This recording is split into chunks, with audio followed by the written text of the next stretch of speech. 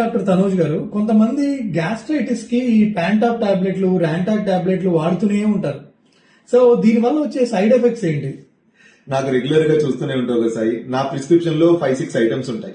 So automatic గా వాళ్ళు gas tablet వేసేసుకుంటాం, మీరు రాయకపోయినా వేసేసుకుంటాం, ఇలా అంటూ ఉంటారు.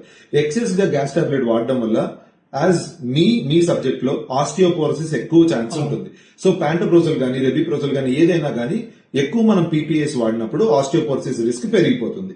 Second, vitamin B12 deficiency. చాలా కామన్ గా విటమిన్ B12 డెఫిషియన్సీస్ మనం ఎక్కువగా చూస్తూ ఉంటాం ఈ గ్యాస్ టాబ్లెట్ వాడే వాళ్ళలో. మూడోది, అన్నిటికన్నా మెయిన్ అరుగుదల తగ్గిపోతుంది. అందరూ అరుగుతుంది బాగా అరుగుతుంది అని చెప్పి వేసుకుంటారు.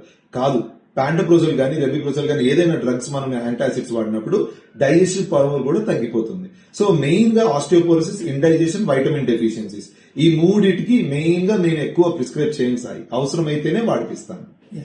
Thank you.